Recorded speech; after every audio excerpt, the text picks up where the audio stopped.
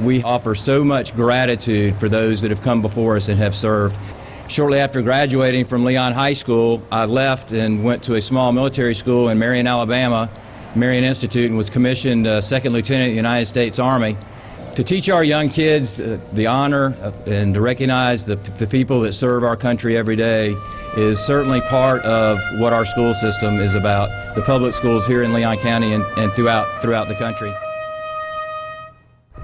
This is a very, very great honor for me and for the Department of State to be part of Wreaths Across America, which is the host for this important ceremony on the grounds of the R.A. Gray building, the site of the World War II Memorial, as you all may have seen.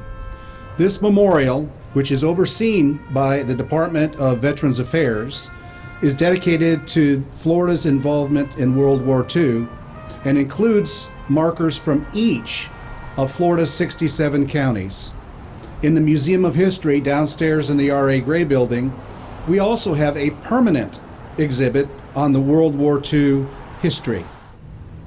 Last Friday, December 8th, our nation commemorated the 75th anniversary of the attack on Pearl Harbor. This anniversary and memorial serves as a poignant reminder of the sacrifice that all our country's veterans and families make to the past and present. I often say that freedom is not free. Several people here, including our Gold Star families, are also represented with the veterans and we all know too well the sacrifices that it takes to preserve our liberties and freedom. From the bottom of my heart, I'd like to thank all veterans, their families, for their service and sacrifice. Luke, thank you for your service and leadership and inspiration to all of us. This time I'd like to introduce our guest speaker, Commander Dennis O. Baker, United States Navy, retired. Commander Baker was raised on a dairy farm in the Catskill Mountains of New York. He graduated in 1970 and enlisted in the Navy. He made several deployments overseas while working on F-4 Phantoms as a mechanic. 1980, he was selected as the East Coast Sailor of the Year and earned the Enlisted Air Warfare designation. The following year, he was commissioned as an Ensign Aviation Maintenance Officer, served 28 years in the Navy, retiring with the rank of Commander. His personal Navy awards were 3 Navy Achievement Medals, 3 Navy Commendation Medals, and 2 Meritorious Service Medals for his leadership and support of air power missions ranging from Persian Gulf Earnest Will missions to Middle Eastern conflicts.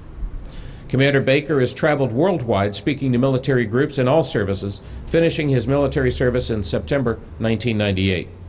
He served as president of Naval Aviation Academy in Clearwater, Florida. Following that, he served as the executive vice president of First Coast Technical College and then became the director of Flagler College, Tallahassee. He is a screenwriter and author, most notably for Restless Hearts, What If Fallen Heroes Could Go Home. It has earned a place of distinction with the Military Writers Society of America and the Vietnam Veterans of America. Most recently, he has teamed with a friend of this organization and indeed with many of us personally, General Lawrence Snowden, United States Marine Corps retired, and the senior survivor of the Battle of Iwo Jima, to market Snowden's story, One Marine's Indebtedness to the Corps, published by Turtle Cove Press and available at many shops locally and at Amazon.com. In July, Commander Baker was recruited to work for the Florida Veterans Foundation, and in December 2015 wrote and received a $1.25 million grant from the Attorney General, which is now being used to serve veterans with emergency financial needs. Currently, he is meeting the core mission of the foundation through active fundraising efforts. So without further ado, ladies and gentlemen, please welcome Commander Dennis O. Baker, United States Navy, retired.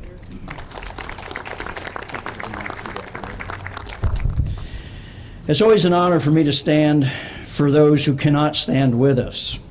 I have to confess that although they're not here among us touching hands, exchanging glances, I believe that they are here with us in spirit. They touch us every day, some more than others. Each morning I walk through this World War II memorial from the parking lot to the Capitol, and I'm greeted by images of soldiers, sailors, Marines, airmen, merchant Marines, and coasties. On some mornings I smile as my way of greeting their spirits, and then on other days I wonder why they were taken and we were spared. That one spot on my journey normally sets the tone for me for that day. I walk across the memorial bricks at the Capitol courtyard almost daily, and in my mind, I thank many, and I wonder who they were. I wonder their story, and everything that's in each line of those bricks, their station, their service, their story. But then I think about the loss to the families. Sometimes I have a hard time understanding that. But I do know this: they all served in some form for our country. Even those who are not fallen that are up there in bricks, they all served our country in one form or another. Some fighting in 1, 2, or 3 major wars. Then we come to the next generation of warrior, those guys like Luke Murphy. And it's the next generation that hasn't been talked about yet. They've talked about World War I, World War II, Korea, Vietnam, but we're the next generation. And it's a group that I'm part of. These are the post-Vietnam War veterans. And that means they're eligible veterans who first became a member of the armed forces or first entered active duty as a member of the armed forces after May 7th of 1975. I'm a Vietnam era veteran as well, but I never laid claim to that because I never set foot on the ground of Vietnam. My brother-in-law, I idolized him because he was in the thick of it. I believe anybody that's ever served in a line of fire, even if it were only for 2 minutes, has done much more service than I ever could, because I've never met that challenge. But I was born at a time to be a group that now represents the greatest number of veterans in our nation. I joined in 1970 as Vietnam was winding down, and wondered, like many, how we would transition from a peacetime war-fighting force. The Cold War was raging, which kept us on our toes to remain postured for any aggression that might take place. Think about the notion, peacetime war fighting. We worked night and day training from flight decks and many aircraft carriers, preparing for the next event, never knowing what was going to happen.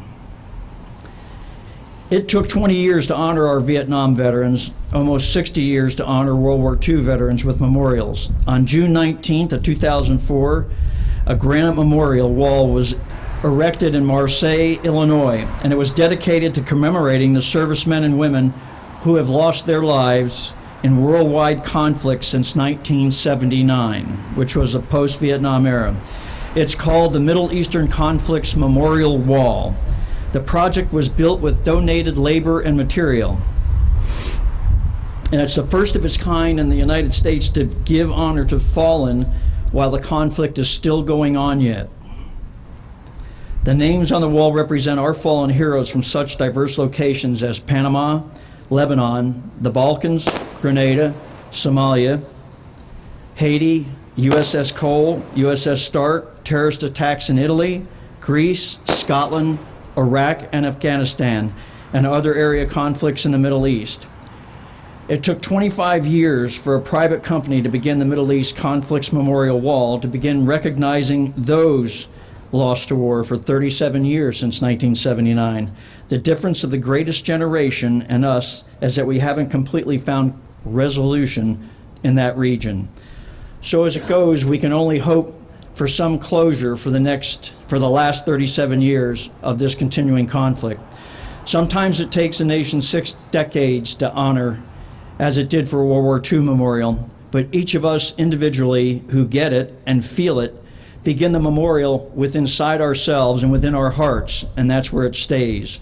Mortar and brick will remind us who come behind us who didn't experience the conflict, but we will always stand out and revere those who paid a part or a whole of their life for what they believed in. Today we remember. We remember that there are magnificent men and women who are no longer here. They live under a marker with their name.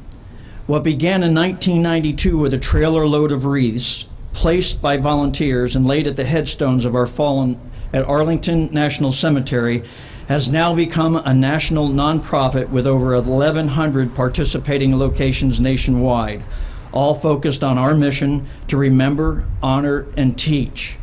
When the wreaths are placed on their grave markers, it is a testament to them that we care and that we remember. I like to think that it's a blanket of love that comes from our heart that keeps them warm during the cold season. This past week, I was given the task of recognizing a World War II United States Marine who died on Guadalcanal, Private John Carmen Buckhalter. His family got word that they were receiving sand from Guadalcanal as a gesture of his remains as being noted as a missing in action. It was his time to go home to family, even if it were only symbolic. In my mind, he had already made the trip in 1942, shortly after he was killed in action on the beaches of Guadalcanal. We bring them home in memorial right after it happens, and they remain inside us. We all look for something or someone to touch or see when the heart holds us forever. Although the urn is filled with sand, will get to the hands of the daughter and the sister. He's been there with them all the time. I have had the distinct honor to work closely with Lieutenant General Lawrence Snowden, a twice wounded Iwo Jima warrior who's devoted most of his 95-year life to his country to make sense of a war long ago. He has made sense through the Japanese and American warriors through the many Iwo Jima reunions. He made a difference in his life by bringing all of those warriors together to understand each other and why they fought. It wasn't because they disliked the opponent. They were fighting for a cause. But they do respect each other as soldiers, and I watch it every time I see him and he's communicating with somebody from afar. I know a connection with him that will give deep meaning should I ever place a wreath on his grave, if I ever outlive him. He's 95 and still going strong. It's my hope that when each person is handed a wreath on Saturday, that they will read the marker, meet the fallen in spirit, and carry them in their heart for the season and beyond. Give meaning to the act, embrace it, and teach each other and teach others why we do it. That's all we ask, and we'll continue on as this every year it goes on.